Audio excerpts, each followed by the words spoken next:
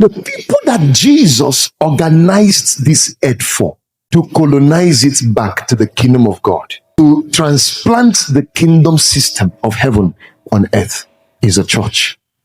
But the devil in his smartness knows that for him to keep the kingdom away from the church, he has to get them busy with frivolities. If you see a church with massive crowd and then you watch the program of God missing from there, and you're wondering why they are growing, I'll tell you why they are growing. The devil is not threatened.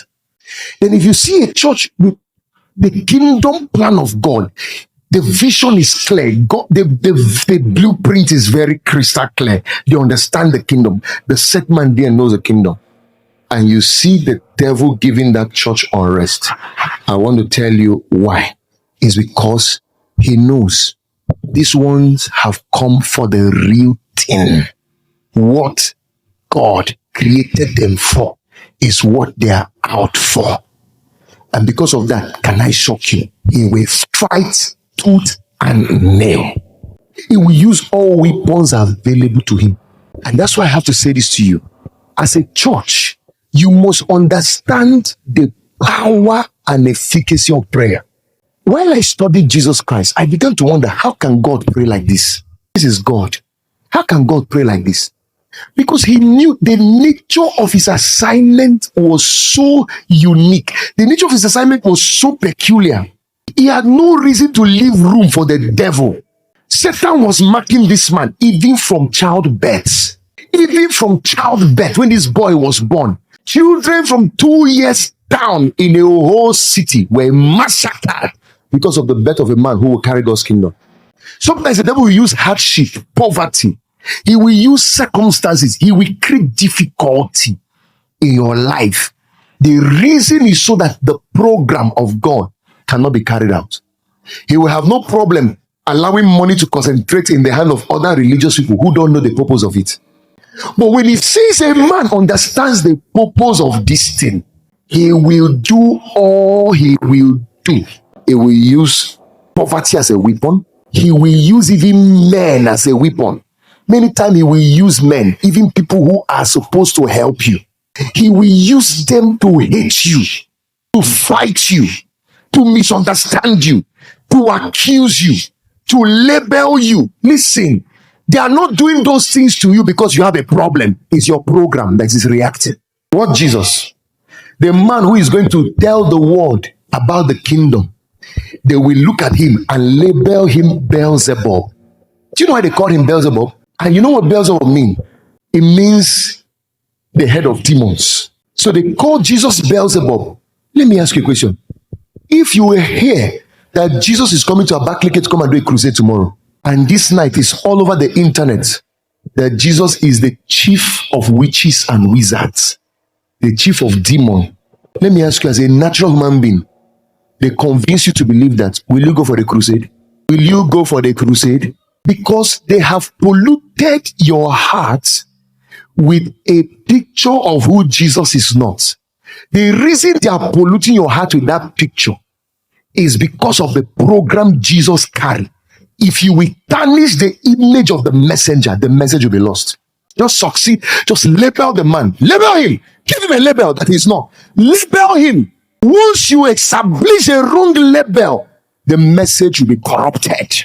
So wise kingdom churches, that's why you see sometimes, there's some brethren when I see them misbehave, I say, this one, he does not understand. That's why churches like this, take understanding the ministry of your pastor, take understanding the message of this house, take understanding the ministry that God has called us to, take it serious. Because one of the fights of Satan also is to make sure that there are so many resources you can feed on to understand the program of God for this mandate and through this mandate, but it will make it difficult for you to submit to them. It will blind your eyes to them. Let me give you a story. Give me a story. Let me give you a story. A woman called Awosika Ibikun was telling a story of how she helped a certain guy survive a conspiracy to oust him out of a job she gave the guy. So she said she was sitting as the CEO and chairman of First Bank. And there were some people who had applied to be posted to a certain country to be the manager or the MD of First Bank in that nation. And this certain guy was sent in. His CV was sent in along other people's file. And the people who recommended this guy came to her and said, out of all these people, we recommend this guy. His CV is the best. His portfolio, his credentials stands tall and better than the rest. So, I think he should go for the company. So she studied the CV and said, okay, since you approve of it, I think I'm satisfied with that. She approved the guy's posting. 1 week after, before the guy would go, watch and see how kingdom people are fought. Before the guy could go, these same people who recommended this boy came back to the woman and said, we're not interested in his going again. We have somebody to fill in. He said, why? He said, just know we don't want him to go. He's this, he's that, he's this, he's that. They began to label the guy. The woman sat down, looked at them, and she said, because she knew that her occupying that office as MD and chairman was something divine, that she didn't come into that office as just a career person. She came in there as a watcher and a gatekeeper. She had to, beyond what they were saying, she had to find out, beyond what they were saying, what was the underneath message these people were passing that they were not really saying. So she said to them, okay, give me time to look at what you are saying. They left. She called one of her staff and said, please come. I want you to do a background check on this guy.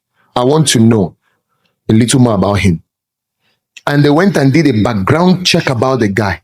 And they saw the guy's activities on social media. They saw even the wife dressed like Deeper Life. They saw very powerful things this guy was doing. And she said, oh, now I see.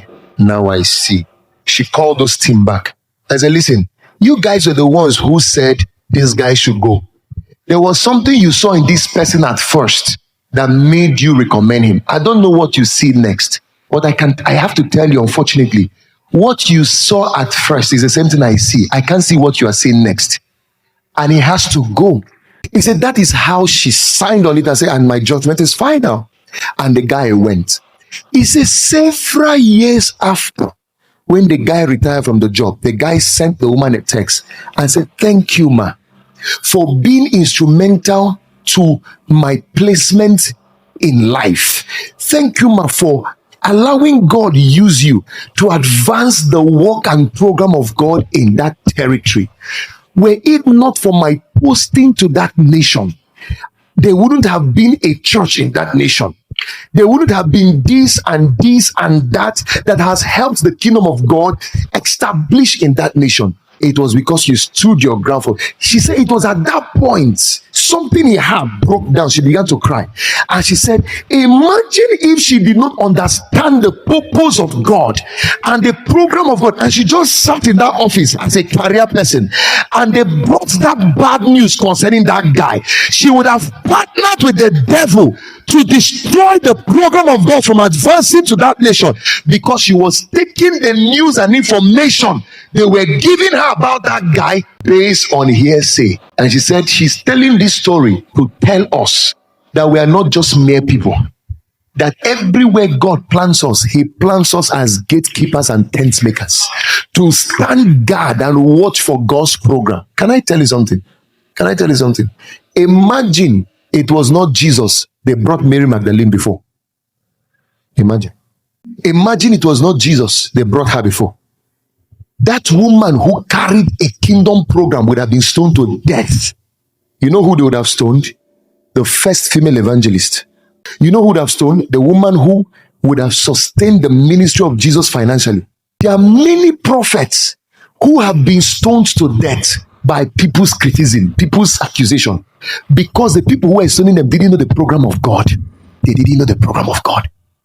Listen, by law, constitutionally, it is a crime for you to jump the fence of a nation called Jericho and go and spy a nation. I mean, if a good citizen catches you, they should hand you over to the soldiers for immediate execution. Another woman saw beyond the offense. And this woman is not even a church woman. This is why I tell you, I love to relate more with people with a very, very uncorrupt heart. You know, religion corrupts the hearts. Religion spoils hearts. When these two spies ran into Rahab's room, please hide us. They want to kill us. Hide us. She must have seen beyond the offense they committed. And she saw there's a program of God here. Come, hide in my wardrobe. And they hid these two boys. And when the king came and said, Rahab, I heard some people enter. He said, no, nobody entered here. No, constitutionally, if Rahab was found, if those two men were found in Rahab's room and Rahab was hiding them, they would have put Rahab to death. You have broken the law of your kingdom. You are now an accomplice to crime. But listen, she knew beyond this crime, there's a program. There is a program. And I cannot partner with the king of Jericho to destroy the program of God. This is why I beg every one of you, you come into a church like this, don't just be carried away with your own personality. Sit down. You may just be helping the devil win this match that we are playing. Your inability to sit down, attend service, attend fellowship, make sacrifice, sit down on my messages on YouTube, sit down on my messages on Facebook, on all the social media. Your indiscipline to sit down is why you are still running up and down. You don't understand it.